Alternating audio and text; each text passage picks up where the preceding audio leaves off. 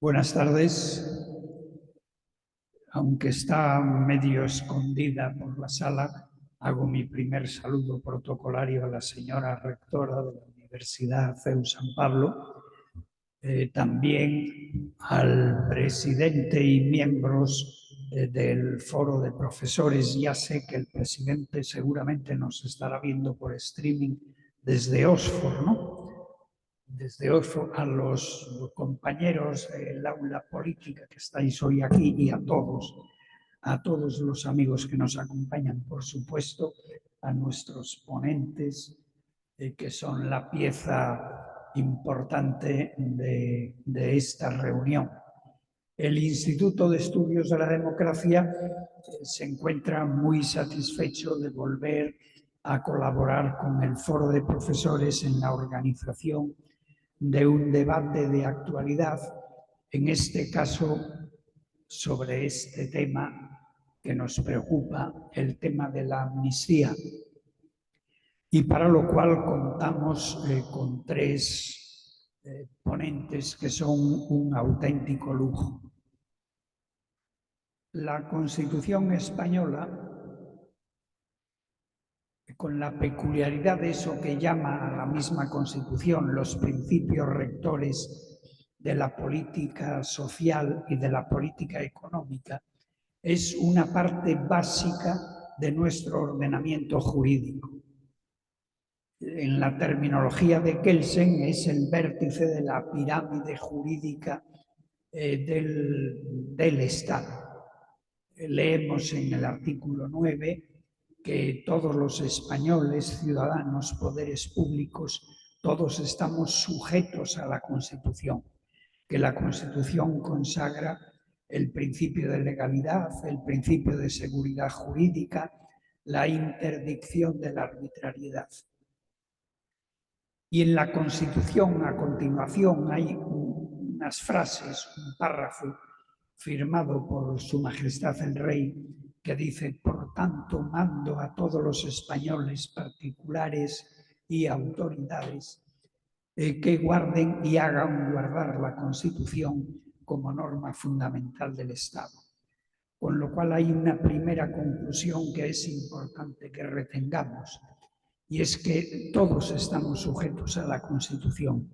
Y cuando digo todos, incluido el Tribunal Constitucional, importante por lo que voy a señalar. De Texas abajo, la Constitución podemos decir que es una norma casi sagrada. En estos momentos, sin embargo, para que algunos grupos políticos puedan instalarse en el poder, se ven forzados por unas minorías a conceder unas medidas, concretamente las medidas de amnistía, que todos hemos considerado desde hace 40 años que eran unas medidas, por una parte graves, por otra parte inconstitucionales. Que la amnistía es grave ya lo dijo el Tribunal Constitucional en una sentencia de noviembre de 1986. Ahí dijo que la institución de la amnistía siempre es excepcional, supone una derogación con efectos retroactivos de las normas jurídicas, supone un juicio crítico sobre una etapa de nuestra historia. ¿Por qué nuestra Constitución no acepta la amnistía? Al menos porque, naturalmente, en opinión de quien a ustedes en este momento les habla. Sin entrar ahora a examinar causas que no son del caso, es evidente que en el franquismo proliferaron las medidas de gracia de carácter general. El franquismo aprovechaba los aniversarios, las conmemoraciones, incluso las conmemoraciones eclesiásticas, para dictar medidas de gracia. Durante el franquismo hubo varias amnistías sobre puntos concretos y yo he contado 15 indultos generales. Uno de ellos, el de 1969, un indulto atípico porque realmente su contenido era que se declaraban prescritos todos los delitos cuya acción estuviera viva cometidos por unos y por otros durante la Guerra Civil. Ahí estaba comprendido en ese decreto y en ese beneficio la matanza de las matanzas de Paracuellos. Había, por consiguiente, un cierto tsunami o una cierta catarata de medidas de gracia. Cada 3 años el franquismo dictaba una medida de gracia. Pero cuando muere Franco, esa catarata se acelera peligrosamente. En los primeros 23 meses después de morir Franco, en España se dictaron 4 medidas de gracia de carácter general. Un indulto general en noviembre con motivo del 75, con motivo de la proclamación de don Juan Carlos, otro indulto general en julio del 76, cuando Adolfo Suárez accede a la presidencia, otro indulto general en marzo del 77 que ampliaba el anterior y la ley de amnistía de octubre de 1977. Esta ley de amnistía puso en libertad y en la calle a 89 terroristas asesinos de ETA, del FRAP, del Grapo, y también afectó a los presuntos autores de aquel famoso atentado de la calle del Correo. Hay aquí entonces unas medidas de gracia que ya no son cada 3 años, ya son cada 6 meses e incluso un poquito menos. Vivíamos un goteo de medidas generales de gracia que por lo menos podemos calificar de poco serio. Lo lógico habría sido que la amnistía correspondiente a la instauración de un nuevo régimen se hubiera dictado al aprobarse la Constitución. Pero un día Adolfo Suárez me llamó y me dijo: estoy pensando que voy a adelantar la amnistía para que luego la Constitución cierre la posibilidad y así nadie nos pueda volver a pedir amnistías ni nos sintamos obligados a concederlas. La Constitución española, como ustedes conocen perfectamente, no cita la palabra amnistía, pero prohíbe los indultos generales. Y como ya se ha puesto de manifiesto por la doctrina, una amnistía es un indulto general, pero es un indulto general más intenso y con más elementos. Y por eso todos estábamos convencidos de que la amnistía era inconstitucional. Junio de 2021, hace 2 años. En junio de 2021 se promulgan los decretos de indulto particular de todos los golpistas juzgados por el proceso de Cataluña.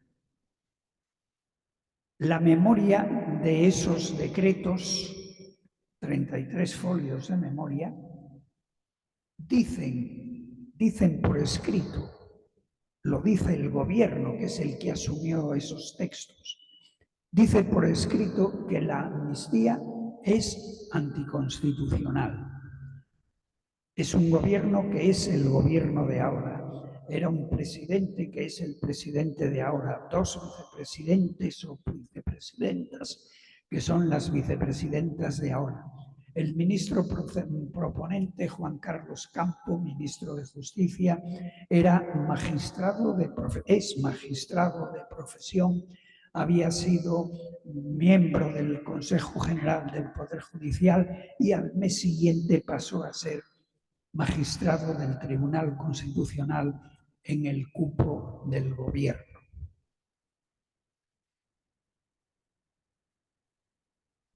La contradicción de la amnistía o de cualquier institución con la Constitución puede ser expresa y puede ser implícita. Voy a citar una pequeña evolución de Manuel Azaña respecto del catalanismo que viene a cuento. En 1930, Manuel Azaña, muy liberal él, hace un discurso en un restaurante en la ciudad de Barcelona, Restaurante Patria, y en ese discurso dice que él no desea que Cataluña se independice, pero que si los catalanes quieren una España liberal como él, luego lo consentirá y tendrá unas magníficas relaciones de colaboración con Cataluña. 1930. En 1932 viene el Estatuto de Cataluña a las Cortes Españolas y entonces es Manuel Azaña el que se opone a algunos preceptos del Estatuto y se opone por anticonstitucionales. Y entonces los diputados catalanes le dicen, pero bueno, pero ¿con qué artículo choca? Dígame un artículo que prohíba eso. Y Manuel Azaña le echa su discurso y les dice, es que las constituciones tienen contenidos explícitos y tienen también contenidos implícitos. Tengo que decir que la evolución de Manuel Azaña en relación con el catalanismo se ve en 1937, el cuaderno de la Pobleta, donde Manuel Azaña se lamenta de lo que él llama la deslealtad del catalanismo, explica las razones para recentralizar España, detalla esas razones y dice que entre una federación de repúblicas y una España centralista y unida, la inmensa mayoría, lo dice él, la inmensa mayoría del pueblo español se va por una España centralista y unitaria. Al cerrar el curso 2013, el aula política del Instituto de Estudios de la Democracia publicamos un libro que se titulaba Recuperar España, una propuesta desde la Constitución. En ese libro, nuestras conclusiones, constatando que los gobiernos de España venían necesitando los votos y los apoyos de diputados periféricos, atribuimos a esto la realidad de que España fuera recorriendo paso a paso, arrastrado los gobiernos en dirección a la destrucción de la nación. Y entonces nosotros propusimos una fórmula que es una fórmula relativamente sencilla, una fórmula para que 20 o 40 diputados de la periferia equivalgan a 20 o 40 diputados de la periferia, pero no a 200 como hoy ocurre. Y en 2018 volvimos a reiterar esa fórmula con motivo de los sucesos de Cataluña. Yo no sé, no puedo estar seguro si en los próximos días o semanas el gobierno de España va a conceder la amnistía. Lo que sí sé es que los dos grandes partidos políticos no asumieron todavía no asumieron nuestra propuesta ni tampoco otras propuestas alternativas que pueden conducir al mismo resultado, que las hay, aunque a nuestro juicio esas propuestas alternativas sean menos aconsejables.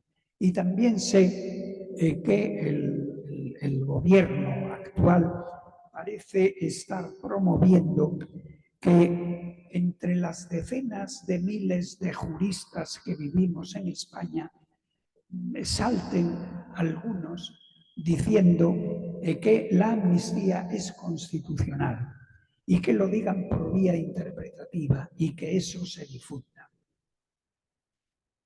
Los juristas que me escuchan saben también o mejor que yo que en el derecho español tradicionalmente teníamos 4 elementos de interpretación: el literal, el lógico, el histórico y el sistemático.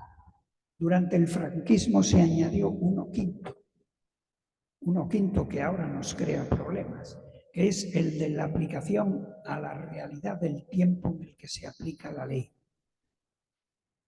A mí me parece bien lo de tener en cuenta la realidad del tiempo en el que se aplica la ley, siempre que estemos hablando de una interpretación aplicativa, pero no de una interpretación inventiva o innovadora. Si hay una ley que habla, por ejemplo, de la situación de la mujer cónyuge, esa ley hoy pues, puede aplicarse a los muchos tipos de cónyuge que la legislación ha creado. Me parece bien. Lo que no puede admitirse es que por vía de interpretación se suprima la aplicación de una ley o se aplique una ley de carácter distinto. Si una autoridad, si un juez considera que hay una ley que hay que cambiarla porque ya no se adapta a la realidad, lo que tiene que hacer es proponer al Parlamento que esa ley se modifique. Nuestro Código Penal ha venido siempre estableciendo, y lo sigue estableciendo en el artículo 4, que cuando un juez o un tribunal consideren que una ley le obliga a dictar una sentencia injusta, el tribunal, el juez, dictará esa sentencia y a continuación propondrá al gobierno la reforma que juzgue necesaria. A comienzos del siglo XX se puso de moda por Europa la doctrina de la mutación constitucional para que los jueces aplicaran por interpretación una modificación constitucional. Gracias a la doctrina de la mutación constitucional, la Constitución de Weimar, una constitución democrática, sirvió de cobertura para el establecimiento de la dictadura de Adolfo Hitler. El aula política, tras haber leído en la prensa la opinión de un magistrado del Tribunal Constitucional que defendía la mutación constitucional, que defendía esta doctrina, pusimos en aquel libro Recuperar España, que eso es una invasión ilegítima. Es una invasión ilegítima por parte del Tribunal Constitucional, por supuesto del Poder Legislativo, una invasión del Parlamento, pero es una invasión ilegítima del poder y de la soberanía del pueblo. Que eso es colocar al Tribunal Constitucional en el plano de la divinidad. Y por eso el aula, en ese libro, propone que se cree un delito muy grave, que es el delito de mutación constitucional, para cuando eso se dé. Todavía no nos han hecho caso, pero si ahora se produce una mutación constitucional, tendremos que espigar de nuestro Código Penal los delitos existentes para ver cuál es el que podemos aplicar. Quizá la prevaricación judicial, quizá la usurpación de atribuciones. Si el gobierno cede a la petición de amnistía, si esa cesión recibe la firma real y por tanto puede llegar al boletín oficial del Estado, el gobierno pensará que cuenta con un tribunal constitucional que tiene una mayoría de miembros holgada que son de su línea política y que por consiguiente, el Tribunal Constitucional confirmará la constitucionalidad de la amnistía que haya dictado el Gobierno. Como según el artículo 164 de la Constitución, las sentencias del Tribunal Constitucional tienen efecto de cosa juzgada y no admiten recurso alguno, ahí se produce un punto final del problema. Y tras el punto final, entonces ese camino que paso a paso venimos recorriendo en dirección a la destrucción de España, comienza a bajar su última pendiente. He dicho ya al comienzo, no lo voy a repetir, que la Constitución es un texto casi sagrado y que tenemos que defender. Pero no puedo concluir, y voy a concluir, pero no puedo concluir sin advertir que el mundo y la vida tienen muchas más realidades que el derecho. Que lo jurídicamente lícito puede ser conveniente o puede ser inconveniente. Que más allá del derecho tenemos que seguir aplicando la inteligencia y el sentido común. Y por eso yo considero impropio lo que está haciendo actualmente el Gobierno, que para tranquilizarnos en las últimas semanas nos está diciendo todos los días y varias veces cada día que su respuesta estará dentro de los límites de la Constitución. Si comemos exceso de grasas a diario, morimos. Pero eso no está en contra de la Constitución. La Constitución no lo prohíbe. La política económica de nuestros gobiernos, que ha conducido a España a tener una tasa de paro que duplica la de nuestros vecinos europeos, que provoca en millones de personas la pobreza, la desesperanza, la desesperación, esa política económica nadie ha podido decir nunca que fuera anticonstitucional. Por eso, a mí me parece que al margen de la inconstitucionalidad, la concesión de la amnistía es un paso prerevolucionario. En conclusión, tenemos que contestar y ver si la medida que se propone es constitucional o no. Tenemos que ver si es positiva o no para España. Nuestros ilustres ponentes, con su gran autoridad, nos van a contestar a estas preguntas. Y yo le pido a Pablo González Pola que para formular las cuestiones a los ponentes y luego dirigir el debate con los presentes y los que están unidos a nosotros telemáticamente, que se incorpore a la mesa. Y veo que ya se ha incorporado. Muchas gracias.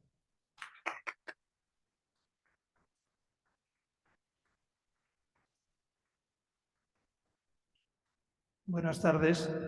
Muy bien, pues efectivamente damos la bienvenida también a las personas que están en línea, que son muchas. La mecánica que vamos a seguir va a ser, cada ponente va a hacer su exposición y después abrimos un coloquio.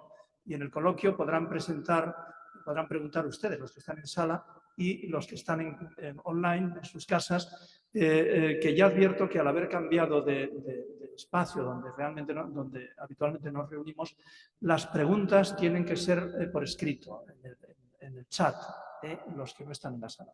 Muy bien, pues entonces vamos a empezar con nuestros ponentes y en primer lugar le voy a ceder la palabra al profesor Germán Teruel, que es profesor de Derecho Constitucional de la Universidad de Murcia, doctor en Derecho por la Universidad de Bolonia y por la de Murcia.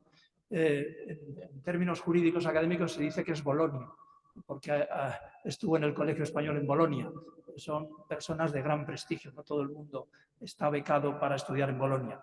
y además es codirector de la Cátedra de Buen Gobierno e Integridad Pública de la Universidad de Murcia. Germán, cuando quieras.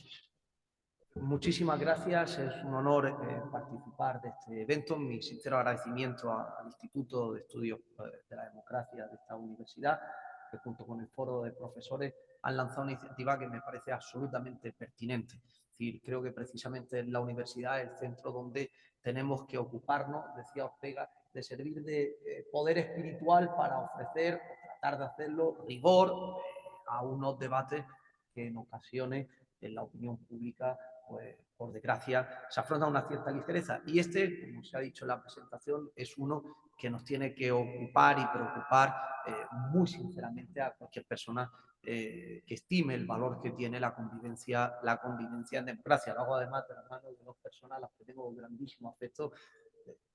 Como bolonio tengo que reconocer que el arquetipo de Bolonio lo tengo sentado a mi derecha, pues además miembro del Tribunal de Tesis, que no somos académicos, sabemos lo que eso representa, y a mi querida Teresa, que es una persona, un referente para todos aquellos que vivimos la lucha por el Estado de Derecho en su paso desde Cataluña. Así que para mí es un auténtico. Creo que en esta mesa habría muchas posibles perspectivas a la hora de afrontar esta temática. Lógicamente, la que a nosotros nos ocupa es la jurídico-constitucional. No es vano, estamos tres constitucionalistas. Y creo que dentro de la constitucional habría además dos posibles aproximaciones que serán las que yo utilice.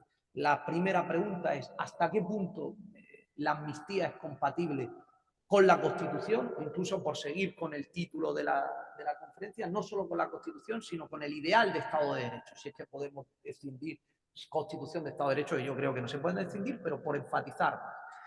Y otra segunda pregunta sería: ¿esta amnistía que se plantea en este contexto actual sería compatible específicamente con nuestra Constitución? Esas son las dos preguntas que yo me he realizado y cuyas respuestas quiero compartir con ustedes. Pero como presumo que entre el público no todos somos juristas, me parece importante, y siendo el primero que hablo, hacer una pequeña inciso para hacer una aclaración conceptual sobre aquello que constitucionalmente entendemos por amnistía. La amnistía se ha señalado un instrumento jurídico que participa dentro de lo que conocemos como el derecho de gracia.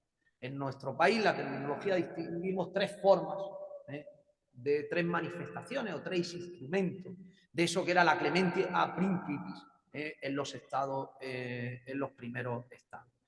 Los indultos particulares, los indultos generales y la amnistía.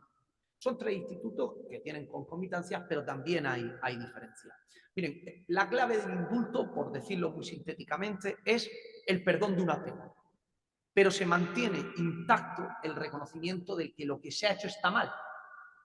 Lo que consideramos es que, ya sea por razones de justicia, ya sea por razones, en algún caso, incluso de interés general, fue algo que incluso se discutió en nuestro periodo constituyente, de dirección política, se puede conseguir porque consideramos que debemos perdonar la pena, partiendo del presupuesto que lo que se hizo fue un ilícito.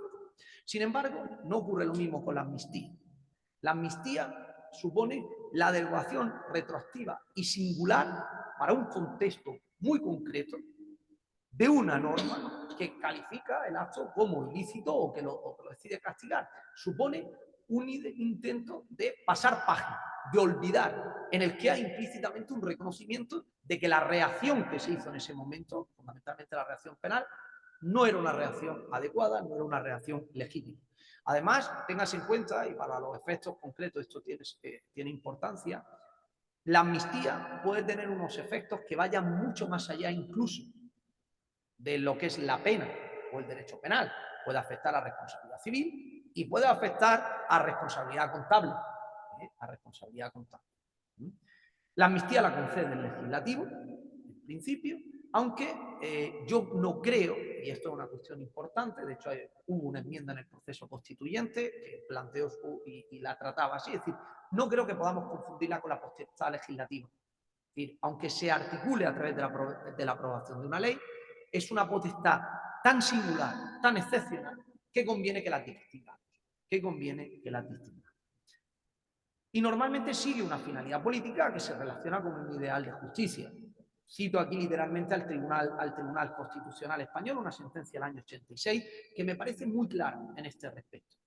Decía el Tribunal Constitucional que era una operación jurídica que, fundamentándose en un ideal de justicia, pretende eliminar en el presente las consecuencias de la aplicación de una determinada normativa, en sentido amplio, que se rechaza hoy por contraria a los principios inspiradores de un nuevo orden político. Es una operación excepcional. Ese creo que es el marco conceptual en el que nos movemos cuando hablamos de amnistías. Por cierto, creo que no son amnistías en este sentido jurídico constitucional las amnistías fiscales. Las amnistías fiscales son regularizaciones muy beneficiosas, pero que no tienen los efectos de una amnistía. Si uno ha sido condenado por un delito fiscal, no afectan a esa condena, o incluso si estaba ya abierta una investigación.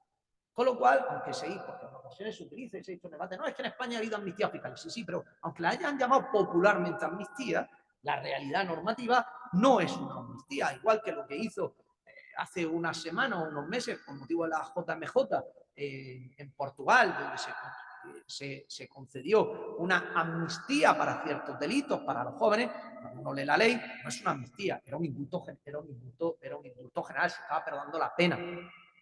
No se estaba olvidando que esos señores habían cometido unos ilícitos. A partir de ahí, claro, la pregunta es, ¿esto es compatible con el Estado de Derecho? ¿Esto es compatible con una Constitución?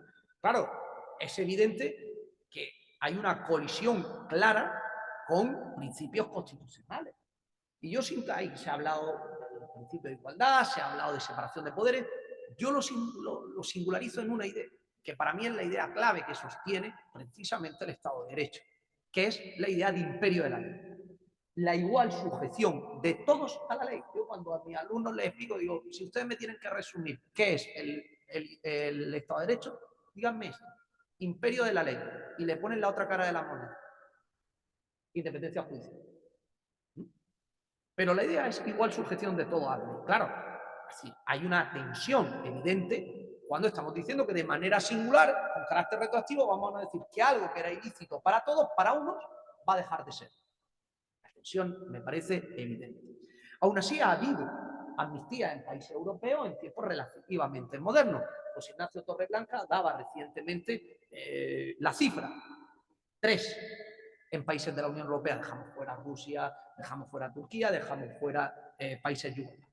Francia en 1990, rebeldes de Nueva Caledonia, Portugal en 1996, Grupo Armado del Frente Unidad Popular, Reino Unido en 1997, acuerdos de paz en Irlanda del Norte, y ahora en 2023 están precisamente discutiendo una amnistía, hechos que sucedieron hace más de 50. Si nos damos cuenta, todas esas amnistías responden a una única lógica: conflictos armados en procesos de transición política o de descolonización.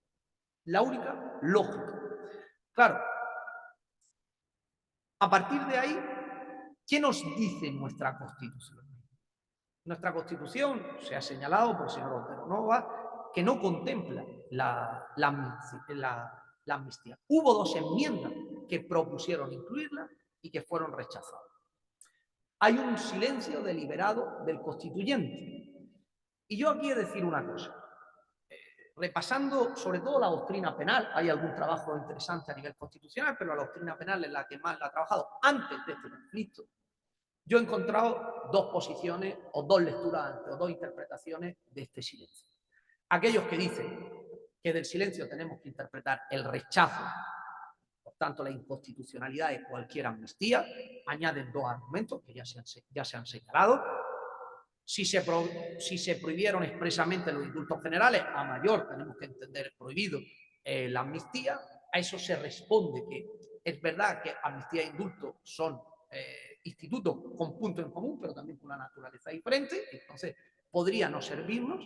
Y se añade un elemento que a mí me parece también un argumento muy razonable, y es, tratándose de una potestad tan excepcional, esto no es potestad legislativa, por eso he hecho antes el matiz que me parecía importante, tratándose de una potestad tan excepcional, solo con una habilitación constitucional expresa se puede hacer. Ante esto se contesta: en Alemania, sin habilitación constitucional expresa, lo han hecho. Lo han hecho sobre todo cara a la reacción en ese momento de transición post-desnazificadora, porque luego ha habido algunas posteriores en los años 80, en los años 70, perdón, pero esas creo que no responden exactamente a la lógica de la amnistía. Pero también he de reconocer que hay otro sector, y ha habido otro sector doctrinal que hasta este momento pues, venía considerando que ese silencio de la Constitución teníamos que interpretarlo como favorable a que potencialmente pudiera ser constitucional una ley de amnistía, por lo menos a que no podamos hacer un rechazo categórico de ello. Hoy en la presentación hemos tenido una interpretación que podríamos llamar auténtica de lo que se vivió en aquel momento constituyente. Yo me había hecho las mías propias. Los debates constituyentes no nos dan ninguna pista. No hay en los debates constituyentes nada al respecto de por qué se rechazaron esas leyes. Supongo que era difícil prohibir la amnistía expresamente cuando nuestra Constitución venía y partía de haber concedido una amnistía. Pero también era difícil decir que esto se admite sin más porque sabemos lo que hemos dicho, la tensión que eso iba a provocar y los problemas que podía provocar. Con lo cual, yo creo que hubo un silencio, una deliberada ambigüedad por parte de nuestro constituyente. Yo en mi posición, quizá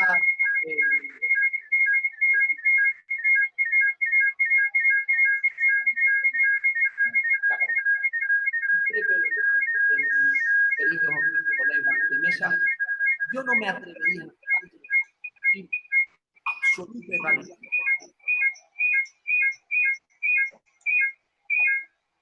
Lo que sí creo es de plantearse una amnistía tendría que ser algo sumamente excepcional, que exigiría superar un test de razonabilidad absolutamente estricto, empezando por un análisis minucioso de la finalidad legítima que permitiera esa medida. Lo dijo en 2017 nuestro Tribunal Constitucional en relación con la amnistía fiscal. Supone una abdicación del Estado ante su obligación de hacer efectivo el deber de todos de concurrir al sostenimiento de los gastos públicos, que legitima como una opción válida la que habían incumplido la legalidad. ¿Cuánto más podemos decir cuando no se trata de no haber pagado con el fisco, sino cuando estamos hablando de crímenes? ¿Cuáles son las finalidades que podrían, a mi juicio, llegar a justificar una amnistía? Pues miren, yo voy a hacer una distinción tripartita siguiendo la doctrina alemana, pero alejándome de la que hizo nuestra vicepresidenta en funciones. Creo que, como he señalado, en un momento dado puede caber una amnistía en un orden constitucional moderno dentro de un proceso de transición política, como un punto y final en donde se hace un juicio crítico sobre una determinada etapa histórica. Pero lo que pasa es que eso no nos es aplicable en España, porque nosotros llegamos con los deberes hechos. Nosotros aprobamos la amnistía antes de nuestra Constitución, por lo cual, en principio, esa lógica a nosotros no nos es aplicable. Hay otra segunda posible amnistía que muchas veces pasa desapercibida porque es más de tipo técnico-jurídico, que son amnistías de acompañamiento, son las que han usado los alemanes en los tiempos más recientes, a reformas penales despenalizadoras. Me explico. Claro, cuando uno despenaliza determinados delitos, se beneficia la retroactividad favorable de la derogación de determinadas normas penales. Pero eso tiene sus límites. Y es verdad que hay democracias, como ocurría en Alemania, que han tardado en actualizar sus códigos penales. Podemos encontrarnos delitos, por ejemplo, que castigaban prácticas homosexuales en los años 60. Claro, en ese tipo de contextos, uno puede estar de acuerdo que a lo mejor no basta solo con despenalizar, sino que voy a amnistiar. Porque hago un juicio crítico contra un código penal obsoleto. Hasta ahí la puedo admitir. Pero es que eso en España tampoco nos es aplicado. Porque nosotros desde el año 95 tenemos un código penal de la democracia. Y hay un tercer tipo que apunta a la doctrina alemana, que es el restablecimiento de la paz jurídica después de tiempos de grave inseguridad o anarquía. Y aquí a lo mejor se podría querer enganchar el tema del proceso. Esto es una doctrina que en Alemania tuvo un cierto efecto en los años 60 o 70. Conviene situarla en el tiempo. A mí no me convence. Yo creo que en democracia esta causa no justifica una amnistía. Podemos, en el mejor de los casos, hablar de un perdón, de un indulto. pero nunca de una amnistía. Porque en un orden democrático, quien quiebra la seguridad pública, quien provoca situaciones de anarquía o de inseguridad, podemos llegar al caso de perdonarle la pena, pero nunca reconocer que lo que hizo estaba justificado. Ahora, recientemente, en el último número del Verfassungsblog, discutían sobre las protestas que está habiendo en Alemania contra el cambio climático, etcétera, etcétera, el derecho de resistencia y tal. Perfecto. Pero yo no puedo amnistiar a quien en democracia ha roto el orden y la convivencia pacífica. Un contraste. Por tanto, en el caso en concreto del proceso, ¿podemos legitimar la amnistía entendiendo que es un punto y final a ese conflicto político? Mi conclusión es que absolutamente no. Y daré 3 razones, además, más concretas, aparte de las que he aducido. El profesor Silva Sánchez escribía recientemente que la legitimidad material, jurídico-material, de una ley de amnistía exige 2 presupuestos. Uno de pasado y uno de futuro. Yo voy a añadir 2 razones más. La premisa del pasado, la he señalado. Para poder justificar una amnistía, tenemos que reconocer que el castigo fue injusto en el momento en que se hizo. Y es cierto que en España hay un conflicto político abierto en relación con la ordenación territorial, pero quienes fueron castigados por los hechos de 2017 no lo fueron por defender una idea ni por proponer una nueva forma de organización territorial. Nuestro Tribunal Constitucional ha sido bastante más generoso que el alemán, que el italiano. Le ha dicho, señores, hay un cauce, la vía para la reforma constitucional, propongan ustedes lo que quieran. No fueron castigados por eso. Fueron castigados, en palabras de nuestro Tribunal Constitucional, por situarse por completo al margen del derecho, entrando en una inaceptable vía de hecho. Fueron castigados por un atentado tan grave al Estado de Derecho que conculca además el principio democrático. Fueron castigados por delitos de sedición, desobediencia, malversación de fondos públicos. Se dice, judicializar la política. Hombre, yo el otro día en Murcia ha habido un tema que quizá ustedes conozcan por la prensa, una operación quirúrgica, una mala praxis médica, y han terminado procesando al médico. No he oído a nadie decir, se está judicializando la medicina. Hay una mala praxis, pues, el correspondiente. Si hay una serie de delitos por parte de los políticos, no es judicializar la política. Eso se llama Estado Democrático de Derecho. Por tanto, no se da la premisa del pasado. No sé cómo podemos formular un juicio crítico ante la defensa democrática del Estado frente a un movimiento populista antidemocrático, que no es más que el sarampión español, o no fue más que el sarampión español, de otros excesos populistas que estamos viendo en democracia, en torno al asalto al Capitolio, etcétera, etcétera. Segunda razón, premisas de futuro. Si quienes cometieron la insurgencia no reconocen el mal causado y ni tienen propósito de enmienda, no solo es que no quepa la amnistía, es que probablemente no quepa ni un indulto. Y digo, esta es condición necesaria, pero no suficiente. Vaya a ser que alguno piense que porque ahora pidan perdón y entonces ya se tiene la amnistía. Tercera razón, y me parece especialmente sensible. La causa última que motiva esta amnistía. Conceder una amnistía en el contexto y con las formas que esto se está anunciando sería una ley de impunidad. Sería compraventa de votos a cambio de impunidad. Y además tengamos una cosa clara. Uno de los grandes peligros que se avanza en esta legislatura es que nos vamos a encontrar no ya solo con mutaciones constitucionales, sino que todo aquello que no esté absolutamente blindado constitucionalmente va a estar adoptándose medidas materialmente constitucionales con la mayoría de la mitad más uno de los votos.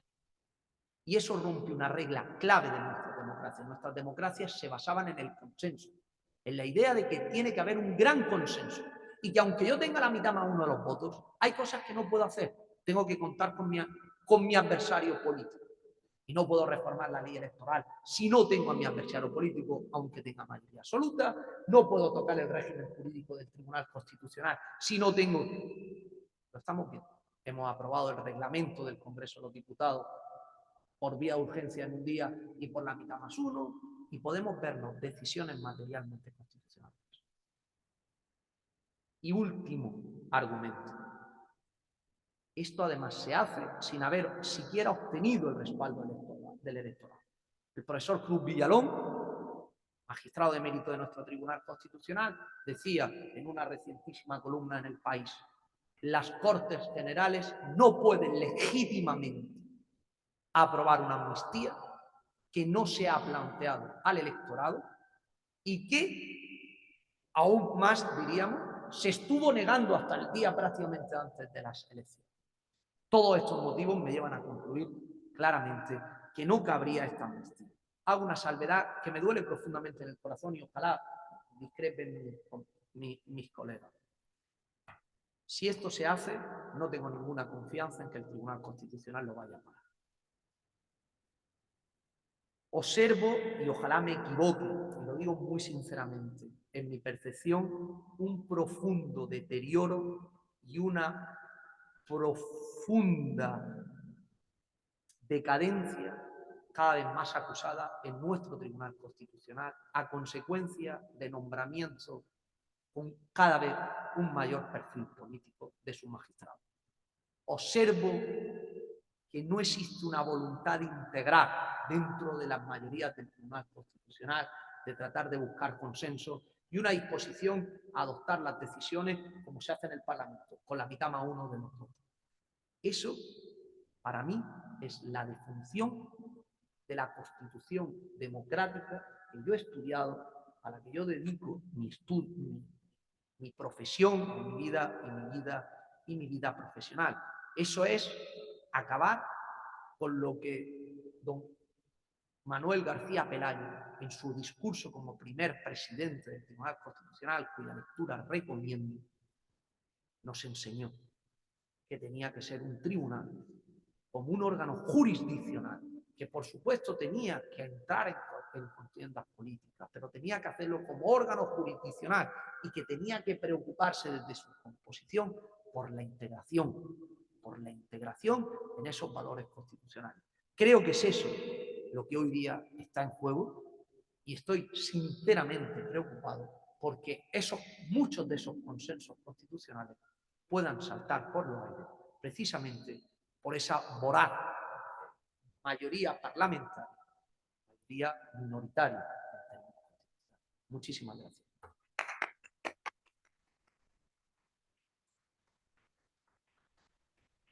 Muchas gracias, profesor Teruel Lozano, por eso además se ha ajustado perfectamente a tiempo, lo cual le agradezco mucho. Bien, tiene ahora la palabra la profesora Teresa Freixes, catedrática de Derecho Constitucional, catedrática Jean Monnet Asperson y vicepresidenta de la Real Academia Europea de Doctores.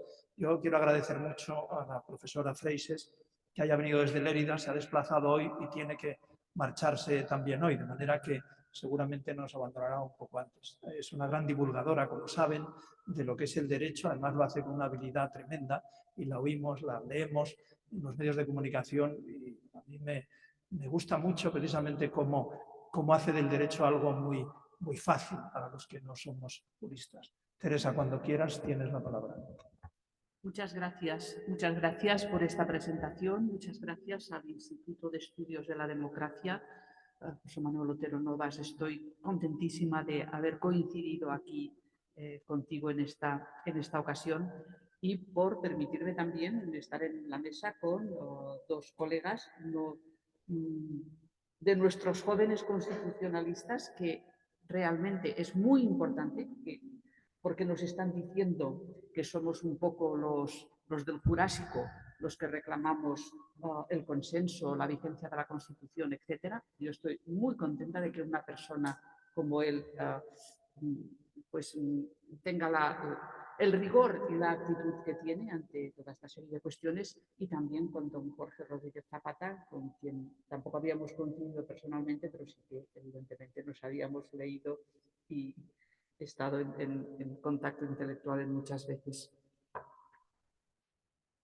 y también a la rectora, que han dicho que estaba por aquí, y a otros amigos y colegas que están presentes aquí en esta sala.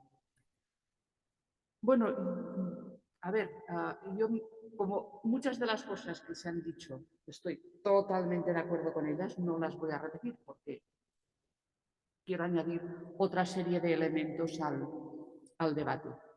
Y es, ¿cuándo empezó todo esto?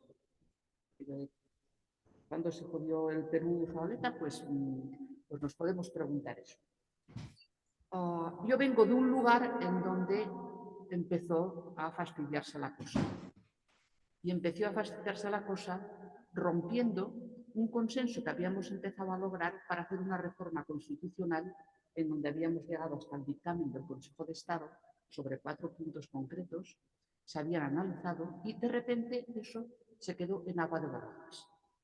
Y se quedó en agua de borrajas porque, como consecuencia de unos acuerdos espurios que tuvieron lugar en Cataluña, el famoso Pacto del Tinell, pues se llegó a la conclusión de que se tenía que hacer un estatuto de autonomía del 2006, que tenemos ahora vigente, que obligara a una reforma constitucional, que obligara a que la Constitución se adaptara al estatuto de autonomía.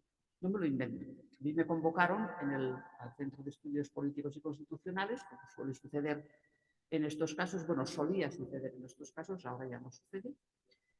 Nos reunían a personas de distintas universidades, tendencias, escuelas jurídicas, etcétera, etcétera, para que opináramos al respecto.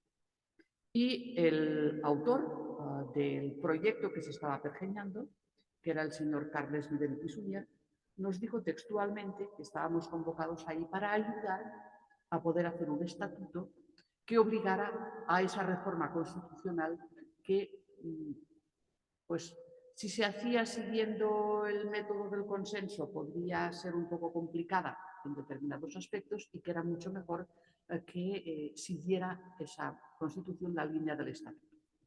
Y a partir de ahí empezó a explicarnos lo que pretendían con el Estatuto, es decir, contenidos concretos, y en cuanto el señor Viver terminó su alocución, le dije, mira, Carles, yo lo siento mucho, porque además somos colegas en Barcelona, pero yo no estoy dispuesta a jugar a esto. Si queremos reformar la Constitución, planteemos la reforma constitucional, porque es el Estatuto el que se tiene que adaptar a la Constitución, no la Constitución al Estatuto. Y el principio de jerarquía normativa es básico en cualquier sistema jurídico. Bueno, claro, fue la última vez que me invitaron a esas sesiones en el Centro de Estudios Políticos y Constitucionales, como pueden fácilmente comprender. Bueno, pues a partir de ahí empieza un deterioro constante, un deterioro creciente, que quiere revisar la transición, que quiere, como se dan cuenta de que tampoco por vía estatutaria va a ser posible hacer todo lo que pretenden, porque bueno, pues el Estatuto del 2006 de Cataluña llegó al Tribunal Constitucional y no es cierto eso que dicen de que el Tribunal se cargó el Estatuto. Eso es lo primero que dicen en Cataluña los nacionalistas. Es que el Tribunal Constitucional se cargó el Estatuto. No, miren, fueron 7 incisos de diversos artículos que fueron declarados anticonstitucionales y solo un artículo completo fue declarado anticonstitucional. El resto es sentencia interpretativa. ¿Qué es lo que en el fondo se pretendía? Pues con ese estatuto se hubiera pretendido ya jurídicamente establecer una ruptura entre lo que sería el ordenamiento, entre comillas, catalán y el ordenamiento constitucional español. De eso el tribunal fue consciente y aquellos incisos que iban en esa dirección fueron los que se declararon contrarios a la Constitución. Pero no se cargó el estatuto con el que nos estamos rigiendo actualmente. Hubo algo que colaron ahí y lo colaron sin que prácticamente casi nadie protestara, y es que se consolidó dentro del propio texto del Estatuto del 2006 el reparto de diputados por circunscripciones que se había pactado en el año 77, teniendo en cuenta un censo incluso anterior. Y ese reparto de diputados entre circunscripciones es el origen también de muchos de nuestros males. Porque resulta que, bueno, Yo lo digo un poco jocosamente, pero una de las cosas por las que estoy contenta de haberme ido ahora finalmente a vivir a Lérida es porque allí mi voto vale 3 veces más que cuando vivía en Barcelona. Bueno, pues eso viene de ahí. Ya en aquellos momentos, cuando se acordó este reparto, ya se discutió por qué se primaba a lo que serían pues, las circunscripciones más rurales, con menos cantidad de población. Pero bueno, era una prima que podríamos pensar que era sostenible para no discriminar pues, las personas de territorios poco poblados, etcétera. Pero que no ha cambiado la composición de Cataluña desde aquel censo electoral al de ahora. No tiene absolutamente nada que ver, somos varios millones más de población. Y básicamente situados alrededor de las ciudades, básicamente, y sobre todo Barcelona. Bueno, pues ese reparto lo blindan en el Estatuto del 2006 diciendo que para poder reformarlo se necesitarán 2/3 del Parlamento de Cataluña. Nunca. Es decir, ¿cuándo en el Parlamento de Cataluña habrá 2/3 para algo? Nunca. Imposible. Entonces, claro, ¿eso qué es lo que sucede con ello? Que al transformar los votos en escaños, las zonas más ideológicamente nacionalistas están sobrerepresentadas de una manera brutal. Y por lo tanto, sin haber tenido nunca el secesionismo más de 1/3 de los votos, consigue la mayoría absoluta en el Parlamento de Cataluña. Así estamos. ¿De dónde viene todo esto? Pues viene de estas cuestiones. Y claro, si a eso le añadimos que pues, a partir también del año 2004 o 2006 los populismos empiezan a irrumpir en prácticamente todo el mundo, en América Latina, en diversos países europeos, a nosotros también nos llega esta corriente, evidentemente. Y como se dan cuenta de que jurídicamente es difícil poder afrontar las reformas que ellos quieren, pues inician toda una estrategia de penetración en las instituciones, inician toda una estrategia conducente a lo que se ha descrito muy bien aquí, las mutaciones constitucionales. Juntamente con lo que también últimamente están llamando la interpretación constructivista. Bueno, a la Constitución, y lo decía Manuel Aragón no hace mucho en un magnífico artículo, no le puedes hacer decir lo que quiera. Es decir, hay una voluntad de la Constitución. Esto los clásicos lo han reconocido siempre. Que toda la doctrina alemana del periodo de entreguerras se fundamentaba en la voluntad de Constitución. Lo que pasa es que después pues, pasó lo que pasó. Precisamente por esas mutaciones constitucionales y por esas interpretaciones constructivistas que condujeron a que las instituciones pues, quedaran mermadas prácticamente de sus derechos y sometidas a una práctica terrorífica. Hoy es un día realmente muy triste, hoy mismo.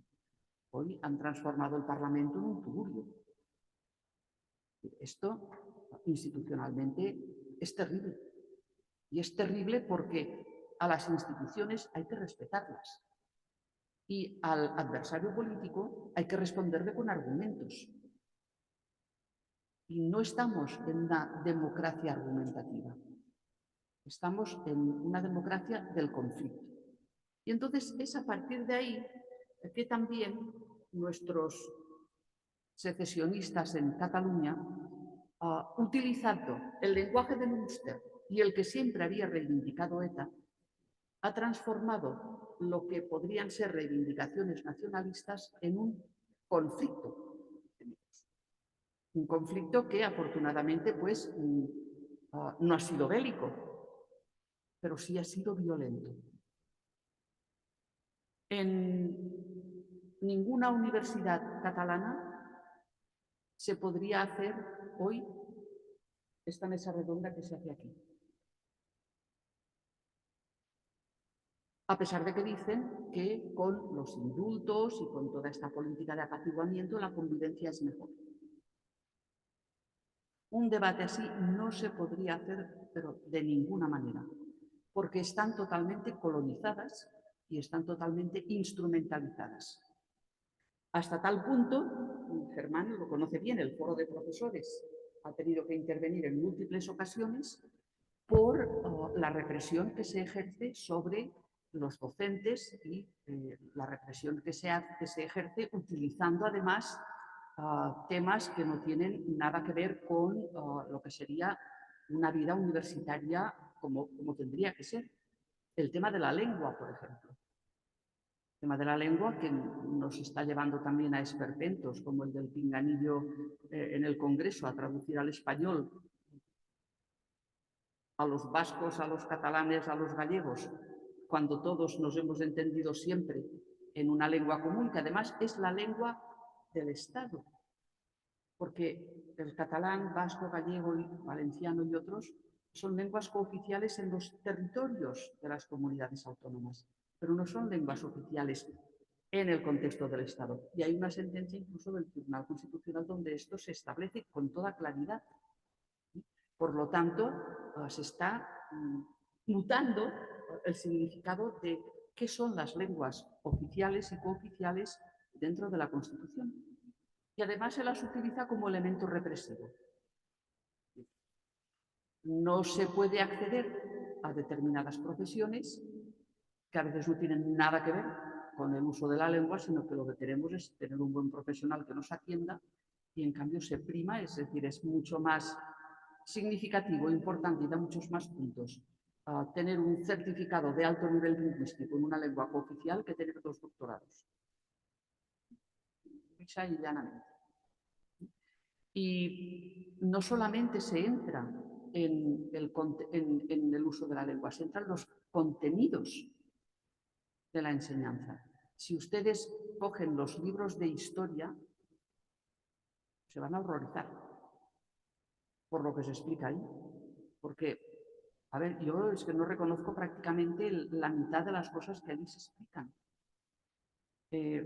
Pongo un ejemplo un poco divertido, un poco también jocoso. Lérida se veía el famosísimo castillo que tenemos, que cuando uno se acerca es lo primero que se ve. Bueno, pues hay una tumba en la catedral de un Ramón Berenguer, si es el cuarto, creo que era el cuarto, creo que es el cuarto, y a su lado pues hay 3 lápidas inscritas en la piedra. En la primera es conde de Barcelona. En la segunda, bueno, ya viene a ser rey de Aragón, porque bueno, correspondía a un periodo histórico en el que se le fijó por ahí. Pero es que resulta que la última que ha añadido la Generalitat de Cataluña es rey de Cataluña. Bueno, claro, pues si esto se va explicando así, se va contando así, se va insistiendo, la tesis de Goebbels de que una mentira repetida 1000 veces se convierte en una verdad, pues al final resulta que todos los chavales se creen que en Cataluña teníamos rey. Claro, la amnistía, ¿qué puede suponer con todo esto? Dicen que mejoraría la convivencia. Vamos a ver, si resulta que la basamos en una norma que no cumple con los estándares ni jurídicos ni de legitimidad, ¿cómo va a mejorar la convivencia? Es imposible que algo injusto mejore la convivencia. No va a poder ser. En la práctica esto no es así, porque ya lo estamos volviendo a experimentar. Ya se están volviendo a entrenar otra vez los CDRs. Ya los tenemos convocados para el 1 de octubre a asaltar la comisaría de Villa Laietana. Claro, estos movimientos violentos que estuvieron presentes en el 2017 no actúan si no están impulsados políticamente. Están muy conectados con los partidos políticos. Y yo recuerdo en aquellos mismos días dándoles las órdenes de ahora al aeropuerto, ahora aquí, ahora allí, y utilizaban emisoras de radio que a veces te las podías coger desde el coche cuando estabas en medio de un gran atasco, porque no te podías mover por la ciudad de ninguna de las maneras, y bueno, pues estabas intentando saltar de emisora en emisora para entretenerte un poco. Bueno, pues es que lo podemos volver a ver. Eso está claro. Porque ni se han disuelto ni han perdido su influencia en determinadas zonas. En este verano pasado acompañé a mi hija a hacer unas fotografías para una exposición al Pirineo y desde Balaguer para arriba pensé que había entrado en un parque temático, porque aquello era increíble, así como en la ciudad. Pues bueno, todo estaba bastante más calmado y sobre todo en los edificios públicos se apreciaba una bajada de la simbología a la que nos tenían habituados. Bueno, pues en todos esos pueblos era una cosa impresionante. Murales, pinturas, banderas que ocupaban muros de 10 metros de altura, pero insistentemente. Entrábamos realmente en otra dimensión. Y eso pues continúa, a pesar de que nuestras brigadas de segados se ocupan, brigadas de segados son grupos ciudadanos como ustedes y como yo, ¿eh? No se crean ustedes que son cualquiera. Personas que dicen, mi contribución a poder ayudar se sitúa en poder quitar esta simbología del espacio público. En casos particulares nunca se toca nada. Bueno, pues el espacio público está siendo sistemáticamente limpiado por estas brigadas ciudadanas, incluso con riesgo de su propia integridad física. ¿Sí? Porque ya se preocupan muy bien los que cuelgan esta serie de cosas de introducir cristal, clavos, cuchillas, navajas de afeitar para provocar daño en quien intente descolgarlo. Esta es la convivencia que tenemos, la que ha mejorado gracias a los indultos, etcétera, etcétera. Por último, me referiré a que si esta amnistía se consolida, llámese como se la llame, también dicen que la van a llamar alivio penal, a mí realmente me hace gracia porque eso es francamente jocoso. Si esta amnistía se consolida, quiebra también principios básicos establecidos en el derecho de la Unión Europea. La Unión Europea tiene entre sus valores el Estado de Derecho, la justicia, el pluralismo político. Bueno, estos valores están protegidos a través de diversos mecanismos. Uno de ellos es el mecanismo que le llamamos preartículo 7, que es una investigación realizada por la Comisión Europea cuando está en quiebra o en riesgo de quiebra, porque no es solamente que haya una quiebra ya consolidada, sino que es en riesgo de quiebra, alguno de los valores que están en el artículo 2 del Tratado de la Unión Europea. Lo sé perfectamente porque participé en su elaboración precisamente de este artículo, del grupo que coordinaba Giuliano Amato en aquellos momentos en la Convención sobre el Futuro de Europa. Nos costó lo indecible poder articularlo, porque claro, eso significaba definir los fundamentos de lo que queríamos que fuera la Unión Europea. Y fijándonos mucho también en todo lo que es la doctrina del propio Consejo de Europa, que desde el Congreso de La Haya de 1949 proclamó que los Estados europeos se tenían que fundamentar y por este orden en el Estado de Derecho, la democracia y los derechos humanos. El Estado de Derecho porque sin Estado de Derecho no hay democracia y la democracia porque sin democracia tampoco hay derechos humanos. Entonces, esos tres pilares establecidos ya en aquellos momentos como frontispicio de lo que queríamos, de lo que querían aquellos momentos que fuera la nueva Europa, de ahí concluimos que el Estado de Derecho tenía que ser un elemento muy central. Y aunque tenemos un artículo, que es el artículo 7 del Tratado de la Unión Europea, que prevé un procedimiento de sanción por infracción de valores, ese es muy difícil de poder poner en práctica.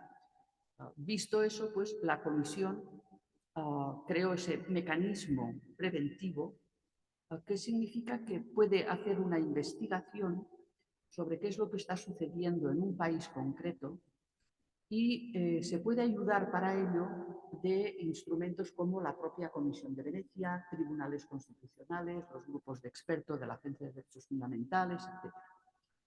Bien, pues en el informe sobre el Estado de Derecho que está elaborando la Unión Europea, cada vez salimos más deteriorados.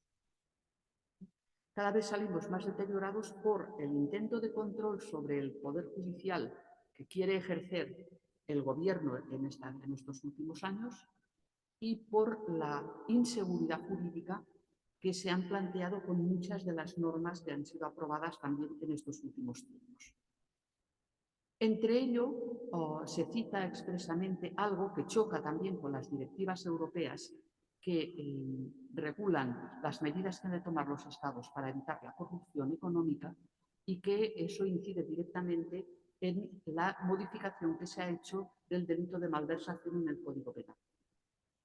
Con lo cual estamos en el punto de mira de la Unión Europea en estos momentos. Claro, la Unión Europea no nos va a sacar las castañas del fuego, eso siempre lo digo, también no podemos confiar en que desde fuera nos resuelvan los problemas los tenemos que resolver desde dentro, pero eso nos coloca en muy mala posición afuera. Fíjense lo deslucida que ha quedado la presidencia española de la Unión Europea, aquello que tenía que ser, vamos, la entronización del pretendido candidato socialista, que todavía no lo es, a la investidura. Tenía que ser algo prácticamente de su puesta de largo, ¿no? Y ha quedado en algo totalmente desdibujado. ¿Por qué? Pues porque las medidas que se están adoptando, la posición en la que estamos, no es nada cómoda en el marco de lo que es la Unión Europea.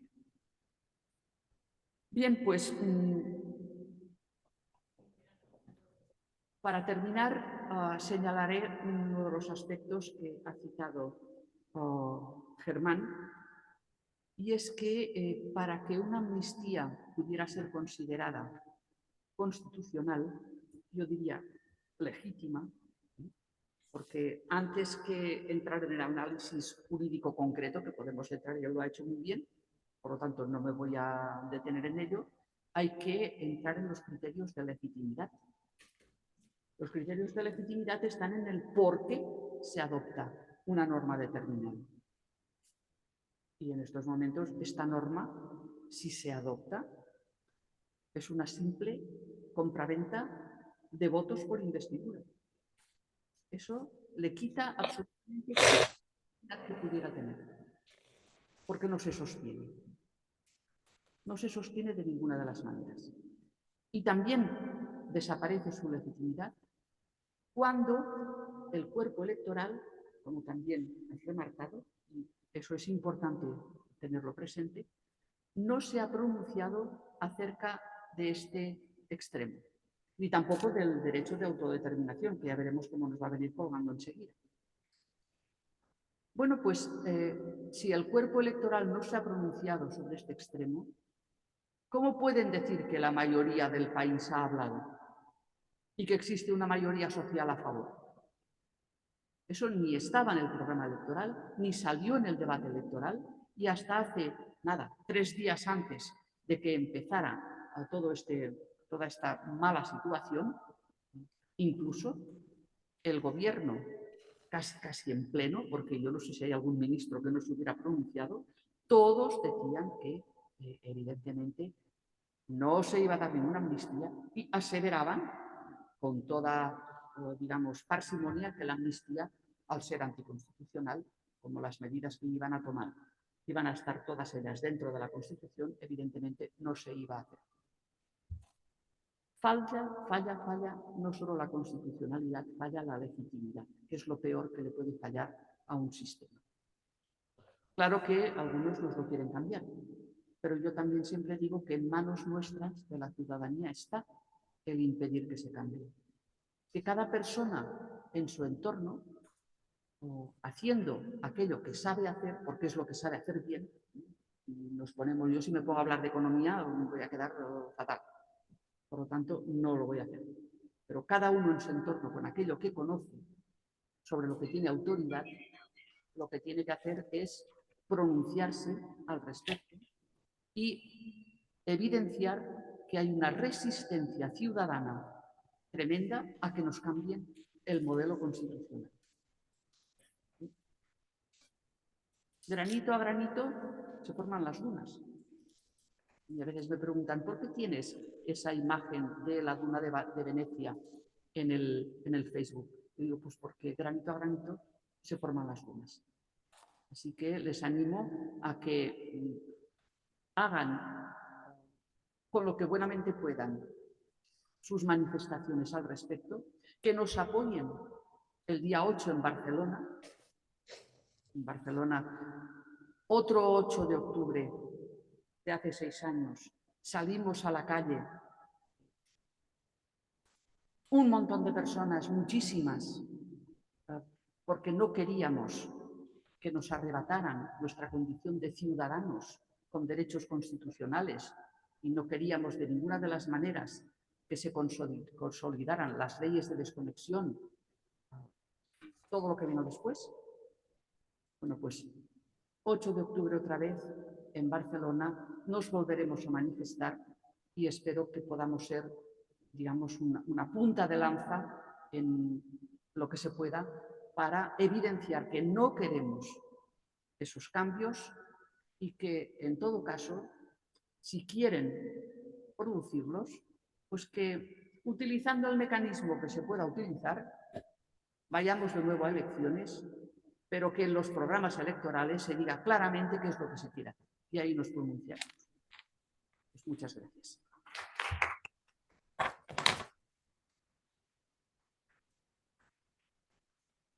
Muchas gracias, Teresa. Y para cerrar las intervenciones en la mesa, iniciar el coloquio, tenemos a Jorge Rodríguez Zapata, que es magistrado emérito del Tribunal Constitucional, magistrado del Tribunal Supremo, letrado mayor del Consejo de Estado y profesor titular de Derecho Constitucional. Por cierto, que acaba de editarse nada menos que la 5ª edición de su libro Teoría y Práctica del Derecho Constitucional.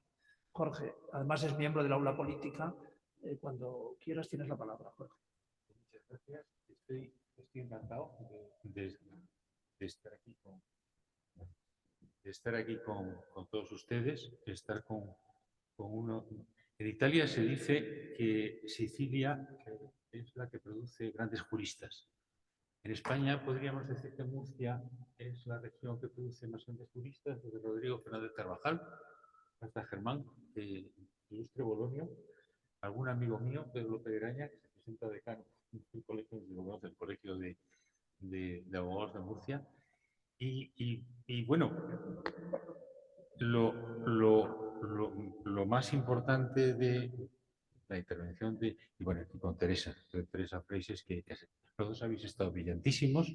Yo voy a procurar no repetir lo que habéis dicho, decir en lo que estoy de acuerdo con vosotros y decir en lo que discrepo. De Germán discrepo en alguna cosa y de Teresa también discrepo. Empiezo por Teresa, por la proximidad. Las sentencias del Tribunal Constitucional sobre el Estatuto de Cataluña son lamentables.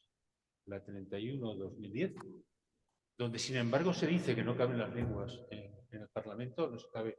El Parlamento es para que el pueblo asista a la representación de la soberanía, y si no asiste, pues para eso están los periodistas que transmiten los debates del Parlamento, para eso está el diario de sesiones, y no está, como ha dicho hoy muy brillantemente, no está para traducirse, está para entenderse. Eso lo dice la 31/2010. Pero las dos sentencias del Tribunal Constitucional que trataron del Estatuto de Cataluña, no me voy a extender mucho en ello, se cargaron el Estatuto de Cataluña. Vive Dios, 4 años nos costó. Porque esa sentencia efectivamente, si te lees el fallo, solamente tiene 16 artículos. Pero si te lees el voto particular, hay una sentencia oculta donde están 84 artículos del Estatuto que están anulados. Entre ellos, el reparto competencial que estableció Carles Viver, que quedó anulado. Y el Estatuto de Cataluña, bueno, pues sigue subordinado a la Constitución. Que eso es el único mérito que tienen esas sentencias mayoritarias, de las que yo he discrepado siempre. Pero bueno, pero bueno, tienes razón que las sentencias son muy malas. Y de Germán estoy de acuerdo con su brillantísima exposición, Pero no estoy de acuerdo con una cosa y voy a empezar por ella. Y es que yo creo, primero, que estamos en una situación límite, que estamos en una situación en la que todos los ciudadanos de bien y todos los ciudadanos demócratas tenemos bueno, pues oponer lo que los alemanes llaman el derecho de resistencia frente a un intento de golpe de Estado, y yo creo que si se consuma la amnistía, es un intento de golpe de Estado dentro del Estado, como ha dicho José Manuel, ha recordado el caso de Hitler en Alemania, podríamos recordar el caso de la fascistización del ordenamiento jurídico en Italia con Benito Mussolini, y la oposición que dudaba que Mussolini, de las intenciones de Mussolini, hasta que se retiró del Parlamento, se fue al Aventino, pero ya era demasiado tarde, porque entonces Mussolini había consumado su golpe de Estado y había aprobado la ley de plenos poderes.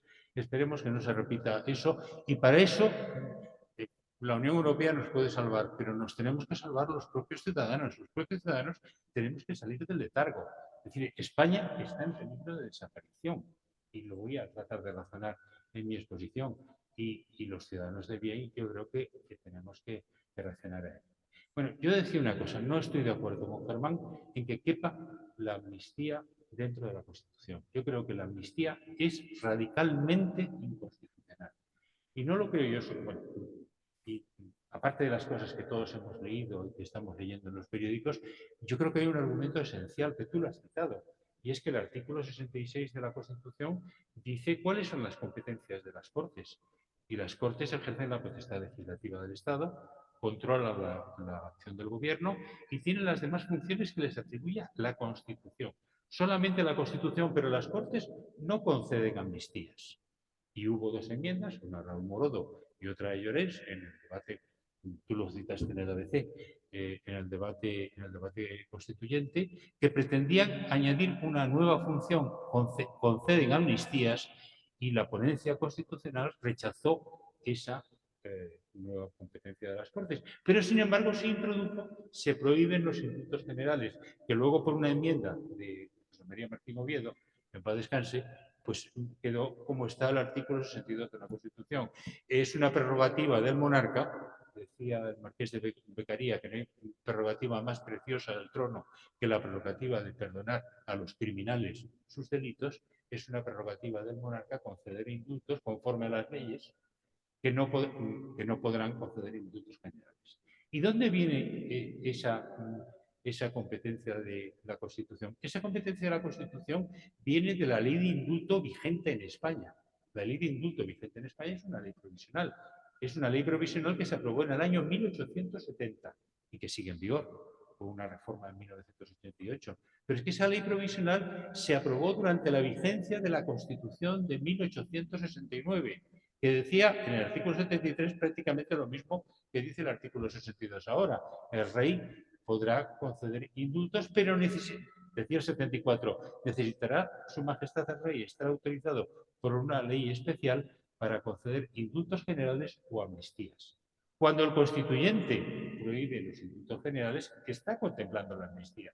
Y cuando no introduce la amnistía, dice que la amnistía es inconstitucional. Y es inconstitucional además porque, bueno, algunos de los autores que defienden la amnistía se basan en la ley de enjuiciamiento criminal, me parece que es el 666 de la ley, el artículo diabólico de la ley de enjuiciamiento criminal, pero es que ese artículo de la ley de enjuiciamiento criminal es de 1884, no se ha tocado desde entonces. Estaba en el Código Penal, pero el Código Penal de la democracia al que tú te has referido elimina las amnistías y no están las amnistías. Y además es que hay dos sentencias del Tribunal Constitucional. Hay una sentencia de noviembre de 2013 que se refiere al caso, un caso que fue muy conocido, el caso de los indultos del kamikaze. Se conocía por el kamikaze a una persona que provocó varias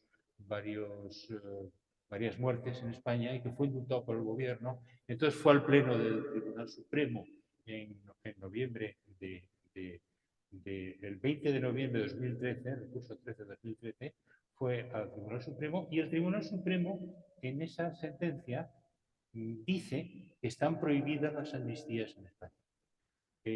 También se equivoca esa sentencia, la que fue el ponente Rafael Fernández Valverde, porque viene a atribuir al gobierno la potestad de indultar y el gobierno no indulta. El que indulta, ese fue el voto particular que yo hice, que si quieren ustedes leerlo, pues ahí hablo de la prerrogativa de la corona sobre la amnistía. El que indulta es su majestad, el que indulta es el rey. El rey, la relación entre el rey y el ministro que refrenda no es la misma que en los acuerdos del Consejo de Ministros, en los que los ministros tienen la mayor competencia y el rey simplemente expide el Real Decreto, sino lo que nos decreta es indulto, el que concede el indulto es su majestad el rey.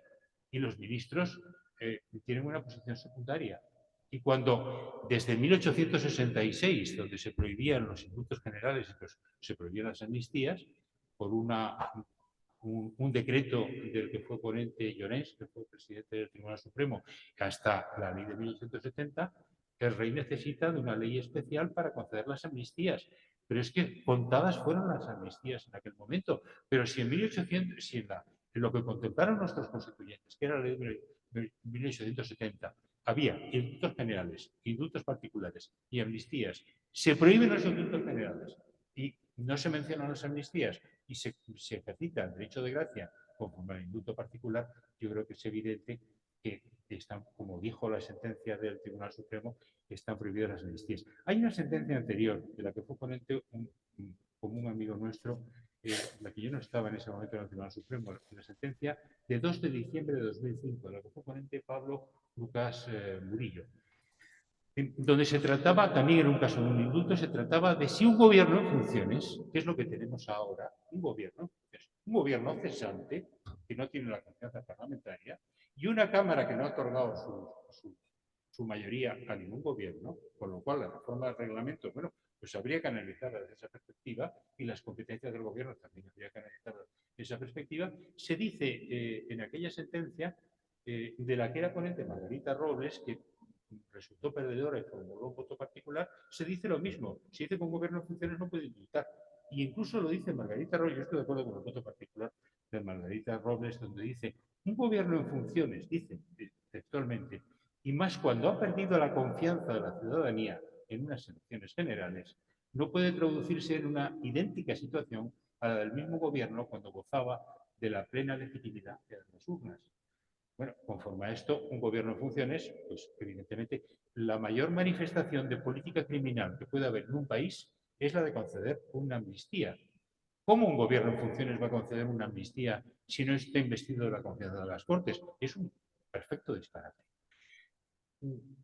Pero bueno, vamos a admitir, porque claro, el Tribunal Constitucional, al que te has referido, Germán, y yo, en fin, como antiguo miembro del Tribunal Constitucional, pues también tengo que no hablar en favor del Tribunal Constitucional, pero es decir que el funcionamiento del Tribunal Constitucional lo hace un órgano necesario en la Constitución. Pero la Constitución es la Constitución, como decía Zagorowski, la Constitución ya está votada. Sobre la Constitución no se vota. Un Tribunal Constitucional por unanimidad no puede modificar la Constitución, porque los magistrados del Tribunal Constitucional tienen que juzgar según constituciones, no de constituciones. Si el Tribunal Constitucional se convierte en una Cámara Parlamentaria a través de personas interpuestas, hay que suprimir al Tribunal Constitucional. Pero yo creo que el mismo funcionamiento del Tribunal Constitucional hace que debamos confiar que cuando se judicializa, que es la palabra que ahora se utiliza en la propaganda, cuando se jurisdiccionaliza la política, hay grandes sorpresas. Por ejemplo, tengo que citar a una persona que fue nombrada en el Consejo de Ministros por el mismo Felipe González, que fue Manuel Jiménez de Parga. Manuel Jiménez de Parga fue un magistrado totalmente independiente, que votaba lo que en conciencia que creía que debía votar. A otra persona que también fue nombrada por el gobierno, por Zapatero, por el gobierno socialista, a mi compañero Manuel Aragón. Manuel Aragón también votaba lo que conciencia creía que votar. Entonces, yo creo que hay que dar un voto de confianza al Tribunal Constitucional y si el Tribunal Constitucional nos falla, pues el único defensor de la Constitución que nos queda es su majestad el rey, que como decía Carl Schmitt, pues tendríamos que recurrir a la defensa y si no, los ciudadanos tendríamos que resistirnos a cualquier intento de subvertir la Constitución. Pero vamos a imaginarnos que tenga razón Germán, con lo que yo discrepo cariñosamente, discrepé en la tesis doctoral, porque tú decías que es una tesis y yo tenía la misma tesis, a lo mejor tenías razón tú. Vamos a imaginar que la amnistía cupiese en la Constitución, que cuando la Constitución dice que las Cortes ejercen la potestad legislativa, que el legislador es omnipotente, el legislador puede amnistiar. El legislador puede castigar, puede perdonar el castigo o puede amnistiar. Decían los ingleses que el Parlamento, que la potestad legislativa es como la trompa del elefante, que puede levantar una pluma o puede levantar un gran árbol. Vamos a imaginar que el legislador pudiera amnistiar. ¿Es omnipotente el legislador criminal, el legislador penal? Yo creo que no es omnipotente, porque el legislador no puede castigar cualquier... Imaginemos que estamos luchando contra la ETA, contra el terrorismo. La norma penal es la norma más eficaz en la lucha contra el terrorismo. Sin duda sería muy eficaz luchando contra el terrorismo condenar no solamente a los terroristas, sino a las mujeres de los terroristas o a los hijos de los terroristas o expropiar los bienes de los terroristas. ¿Lo puede hacer eso el legislador penal? No, no lo puede hacer, porque eso sería inconstitucional. Eso sería el legislador penal está sometido a la Constitución. ¿Podría el legislador penal decir que se castiga más matar a un alemán que a un judío? Pues tampoco podría. ¿O podría decir que se castiga más matar a una mujer que a un hombre? Tampoco debería, también sería inconstitucional. Es decir, el legislador penal también está protegido, está limitado, perdón, no protegido por el principio de igualdad y por el principio de libertad. ¿Por qué se castiga a una persona en derecho penal? Se castiga a una persona, pero esa persona tiene dignidad humana y no se puede vulnerar la dignidad humana. No se puede someter a una persona a la que se castiga a penas o tratos inhumanos o degradantes. No se la puede condenar a muerte. Es decir, el legislador penal no tiene una potestad absoluta. ¿Tendría esa misma potestad el legislador penal para dejar de castigar lo que se castigaba? Eso ya es más discutible, ya tendría menos límites. El caso más claro que me viene a la cabeza es lo de la despenalización del aborto, en los supuestos en los que se encarcela o no se encarcela a una mujer por abortar. Pero tenemos un caso mucho más reciente, que son la ley del sí es sí, la ley del consentimiento que ha puesto en libertad pues, a más de 1000 abusadores sexuales. No se pasó el legislador al despenalizar, en el caso de la ley del sí es sí, despenalizar excesivamente el castigo a los violadores sexuales. Sin duda se equivocó, sin duda se pasó, sin duda era inconstitucional porque tuvo que rectificar y ha rectificado el legislador. ¿Y qué es amnistiar? Amnistiar yo creo que es todavía más que castigar o despenalizar. Amnistiar es decir que un delito que sigue siendo delito, por ejemplo, matar a una persona. Raúl Alfonsín decía en los casos de Argentina que no tenía más remedio que despenalizar porque si no la democracia no era viable.